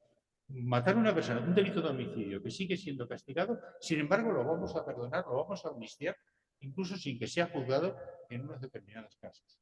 Supone decir que las normas penales, que son las que protegen los valores más importantes de nuestra sociedad, se excepcionan respecto de unos determinados tipos de delitos. En España, por ejemplo, como ha dicho José Manuel, en el año 1977, despenalizamos, pues, por ejemplo, el delito de huelga era delito en la época de Franco, en cambio ahora es un derecho fundamental. Es lógico que la ley de amnistía amnistiase los delitos de un régimen autoritario, un régimen que no era plenamente democrático. Pero, ¿qué ocurre con los delitos que dicen ahora que van a amnistiar? Los delitos del golpe de Estado, que fue un golpe de Estado de Cataluña, en el año 2000, lo dijo Su Majestad el Rey, con el mejor discurso del reinado, con el discurso del año 2017. ¿Qué delitos se pretenden amnistiar? Bueno, no hay en la Constitución española, que su artículo 2 dice que España garantiza la unidad e indisolubilidad de España, patria común indivisible de todos los españoles, no hay delito más grave en un Estado tan descentralizado como España, que es un Estado de las autonomías, pero que tiene mucha más autonomía, cualquiera de las autonomías, que un Estado federal. y donde el gasto público para cada una de las autonomías, por ejemplo, para Cataluña o para Madrid o para el País Vasco o para Galicia, es mucho más fuerte que la que tienen en cualquier Estado federal, no hay nada más grave que alguien que atente contra las bases de ese Estado federal, pues Estado de las autonomías es un Estado autonómico. Eso fue lo que se hizo en el Estatuto de Cataluña. Y ese fue el mérito de las cuatro años, tardamos, en elaborar la sentencia, pero el mérito de la 31-2010 y la 137-2010 y las otras de los estatutos de Cataluña, que se deben gran parte a los letrados, que eran magníficos letrados que teníamos entonces en el Tribunal Constitucional, es haber dicho que la Constitución no se puede tocar. El señor Carles Viver Pisuñar no puede decir que el Estatuto de Cataluña perfila o modula el ejercicio de las competencias exclusivas o de las competencias compartidas, porque la Constitución está por encima. Entonces, si la Constitución está por encima y se ha intentado atentar, no se ha intentado, es que las leyes de desconexión eran la mayor barbaridad que hemos visto. Hay hasta 8 sentencias del Tribunal Constitucional castigando, y la sentencia de la Sala Segunda del Tribunal Supremo, de la que fue ponente Manuel Marchena, es un modelo de sentencia del Tribunal Supremo. Y se castiga por sedición a todos los que dieron en la intentona de golpe de Estado en Cataluña. Eso es lo que vamos a amnistiar. Eso es lo que vamos a amnistiar. Vamos a decir que esa cosa, ese referéndum que se intentó en Cataluña el 1 de octubre de 2017, que era conforme a derecho.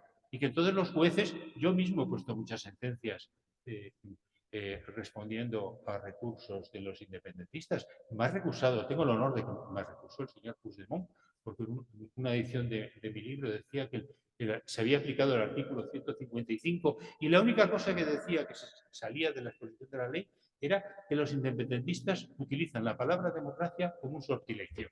Porque dicen democracia y ya, con democracia ya está todo arreglado. Pero no se dan cuenta de que la democracia no existe, como ha dicho hoy Feijóo muy bien, cuando no hay Constitución. Sin la Constitución no hay democracia. Cuando usted intenta un golpe de Estado contra el Estado, pues no hay democracia que valga. Entonces, amnistiar es esos hechos.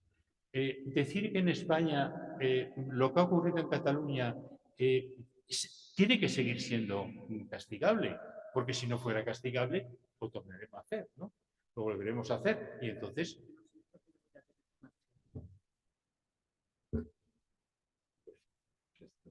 Pero si eso es amnistiable, como dijo, me parece que Felipe González, es una enmienda a la totalidad de la transición democrática, es una enmienda a la totalidad de la Constitución.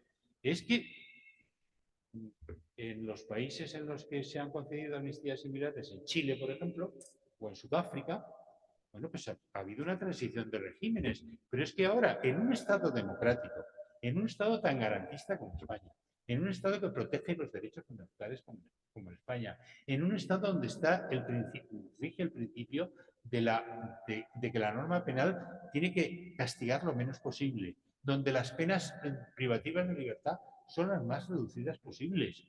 En ese Estado resulta que haber atentado contra una comisión judicial que fue a la Consejería de Hacienda de Cataluña y la secretaria judicial tuvo que escaparse por el tejado.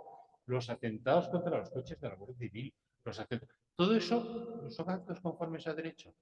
Pues si todo eso son actos conformes a derecho, la Constitución española de 1978 ha dejado de regir en España. Como pasaba en el siglo XIX, la Constitución es muy santa, pero no se respeta más que en Madrid y Barcelona. En este caso, en Madrid ya no se respeta la Constitución más que en la Comunidad de Madrid. Pero si eso es amnistía, pues yo creo que en fin, se nos interpela a todos. Yo creo que es inconstitucional para terminar en sí misma la ley de amnistía, porque amnistiar no es legislar, porque el legislador que amnistía se contradice a sí mismo, contradice al Estado de Derecho. Es que la seguridad jurídica, la sentencia del año 86 que ha citado Germán, es una sentencia de la que fue ponente, me parece que Rodríguez Piñero, en la que se había intentado completar la ley de amnistía del año 77 en el año 84. Y se había dicho que los despidos que ya estaban prescritos por la ley de amnistía eran imprescriptibles y, por tanto, las personas que habían sido despedidas como consecuencia de su actividad contra el régimen de Franco tenían derecho a ser admitidas nuevamente. ¿Qué hizo el Tribunal Constitucional en la sentencia de 1986? Es cierto que no se pronuncia sobre si cabía en 1984 completar o no la ley de amnistía, pero el Tribunal Constitucional declara inconstitucional esa reforma de 1984, esa disposición adicional de 1984 a la ley de amnistía, porque dice que viola la seguridad jurídica. La amnistía atenta contra la seguridad jurídica. Un país con inseguridad de sus ciudadanos es un país en el que los ciudadanos no tenemos dignidad humana. Entonces, desde el punto de vista de admitir que la amnistía cabe dentro de la Constitución, que yo lo niego rotundamente, desde el punto de vista de admitirlo, la amnistía sería inconstitucional e inmoral. Porque, como ha dicho muy bien Teresa, no es una amnistía para pacificar Cataluña, es una amnistía para sacar 7 votos para una investidura. Muchas gracias. Muy bien.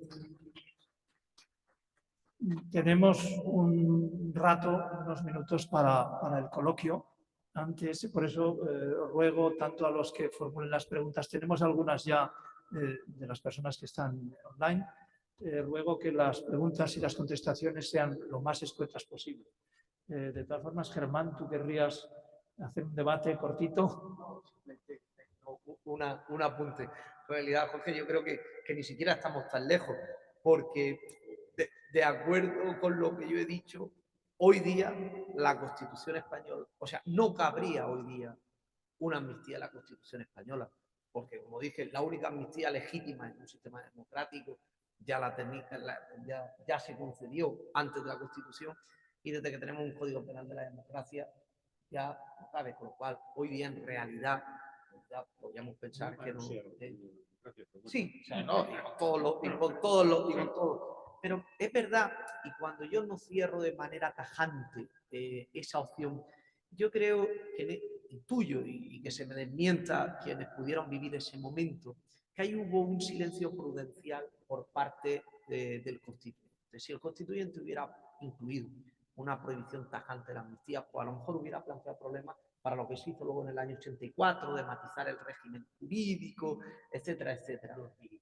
Los militares de la República, claro, los aviadores de la República, claro. Entonces, ahí había flecos que en el 77 no terminaron de ser resueltos. Yo creo que prudencialmente el constituyente quiso dejarlo. Pero en el sentido, yendo al sentido constitucional último, hoy día no cabe una amnistía legítimamente. Bueno, no hay tanta discrepancia como suele ocurrir siempre. Bien, bueno, vamos a empezar por una pregunta online. Pregunta Enrique Boto, querría conocer la opinión de los ponentes, cualquiera de los dos, sobre la iniciativa de los abogados Sariego y otros para presentar demandas ciudadanas masivas de solicitud de medidas cautelares contra la admisión a trámite de la futura ley de la amnistía o como quiera que Sánchez y sus socios independentistas quieran denominarla. Gracias. No sé si conocéis esta. Sí. Yo creo que no está un poco fundamentada la petición de medidas cautelares. Yo creo que es una iniciativa de la sociedad civil en el sentido de lo que venimos diciendo. Yo estoy de acuerdo con esa iniciativa. Yo aquí voy a discrepar parcialmente, si hay algo de juego. En primer lugar, creo que es prematuro. Es decir, prematuro porque, claro, todavía estamos hablando sobre cosas que no han salido del discurso político. Es decir, no tenemos un texto ni siquiera presentado. Se están intercambiando. Sí, pero se han intercambiado, hemos podido ver, no sabemos la veracidad, digamos, de hasta qué punto, pero no hay ni siquiera un documento presentado por escrito. Entonces, primera impresión, cautela, porque todavía no tenemos nada. Y yo luego he sido crítico, con carácter general, con una jurisprudencia, con una posición que incluso han mantenido los letrados de las cámaras, que comprendo en el contexto, tú decías al principio, defensivo en el que nos encontramos, pero a mí no me termina de convencer, y es paralizar iniciativas, inadmitir iniciativas porque a priori consideremos que sean radicalmente inconstitucionales. Es decir, se ha admitido que la mesa del Congreso diga que iniciativas que consideran que son radicalmente inconstitucionales directamente por motivos de foro no se transmiten. A mí todo este tipo de cuestiones me plantea problemas. Claro. Deje que esto se debata y ya veremos lo que aprueban las Cortes. Si lógicamente se lea aquello algo inconstitucional, inmediatamente adoptense las medidas cautelares, intervengan los tribunales. Bueno, pero con la ley de ruptura, por ejemplo, se hizo así, se aprobó, se debatió, e inmediatamente el Tribunal Constitucional intervino con una celeridad a reconocer. Yo creo que ahí vimos un Tribunal Constitucional que actuó rápido y que actuó además por unanimidad. Y eso en estos tiempos conviene. No queda tan lejos un tribunal que ante un asalto como el que vivimos actuó en tiempo y actuó por unanimidad. Y eso me parece especialmente importante recordarlo. ¿Hay alguna pregunta en la sala? Sí. Bien, pues tenemos alguna más. Ramón Fernández Ciprés dice, yo pienso que hay cosas que solo se paran en la calle, por la sociedad civil. ¿Esto sería así en este tema? ¿Hay que entrar en serio en el debate prepolítico? Pues yo creo que sí. Yo creo que la Constitución se defiende por todos los ciudadanos.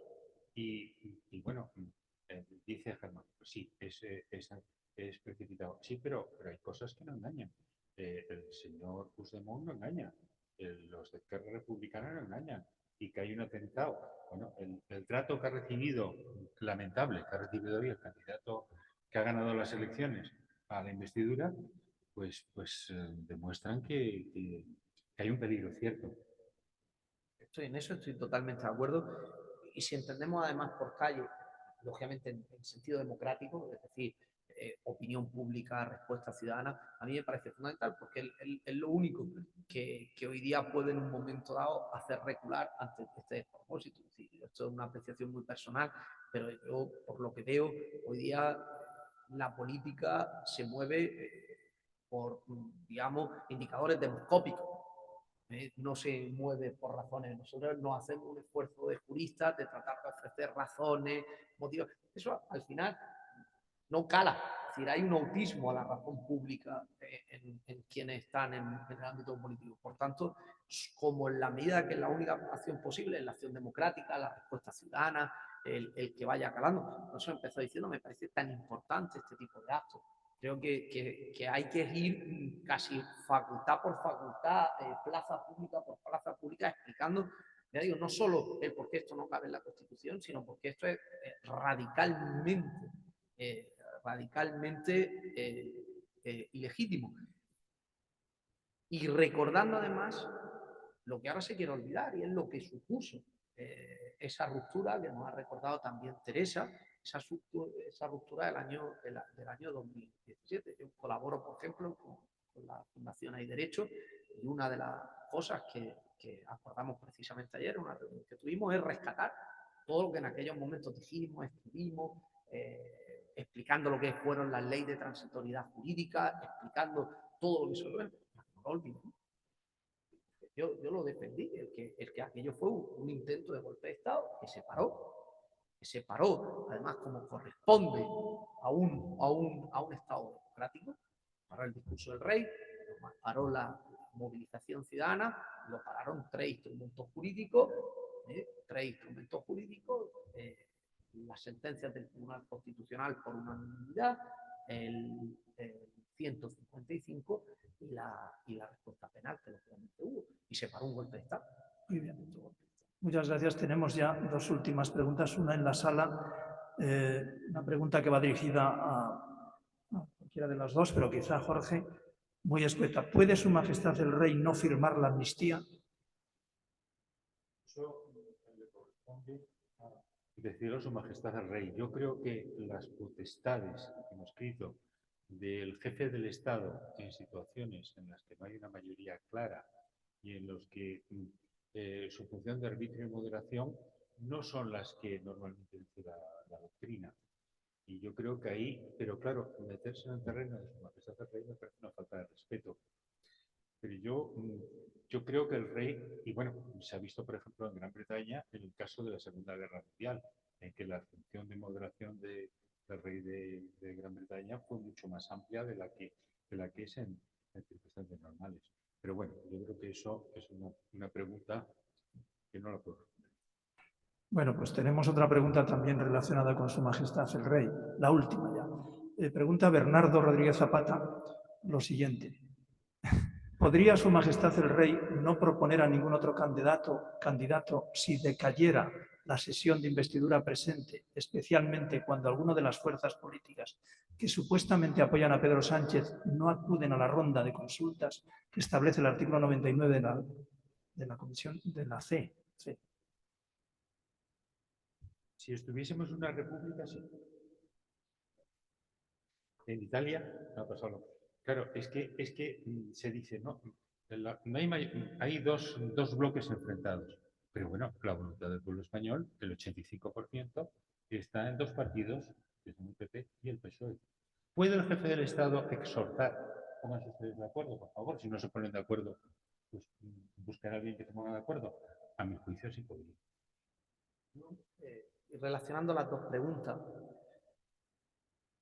yo creo que tenemos que tratar de meter o sea, yo sé el tentador que es ver en el rey esa figura, lo has dicho antes, de defensor último de la Constitución y sobre todo en un momento de grave crisis como este. Pero tenemos que ser muy cuidadosos con meterlo en el y le hacemos un flaco favor al rey cuando le cargamos sobre su espalda, porque al final el rey en democracia tiene una posición muy frágil. Y lo ha dicho Jorge y lo comparto. El rey no es un presidente. El presidente de la República se puede permitir determinados lujos. Nosotros hemos visto recientemente como en Italia el presidente de la República se plantaba y decía que caiga el gobierno, pero yo no le nombro a este ministro anti-euro. Eso podría al final ser o sea, si el rey tomara una decisión de ese calibre en nuestra democracia, en cualquiera de los ejemplos que se nos ha puesto, podría al final siendo también un tiro en el pie. De verdad que se puede replicar, pero es que está en juego la supervivencia del Estado, es que está en juego...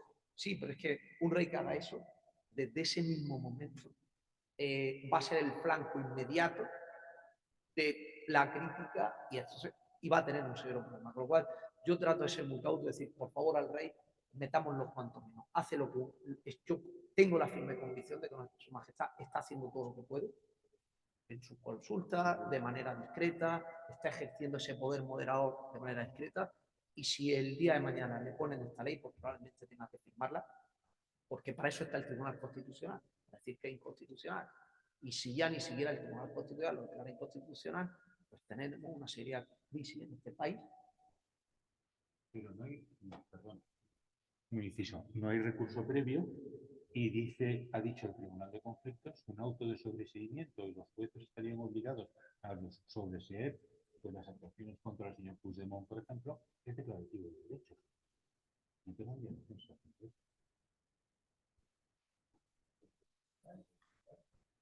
Muy bien, pues terminamos este debate que realmente ha sido interesantísimo. Agradecer a los miembros de la mesa y a todos ustedes. El Instituto lo que trata, como siempre, es de solucionar los problemas que tiene España, intentando dar esos argumentos intelectuales para luego cada uno de nosotros poderlos defender en nuestros ámbitos particulares.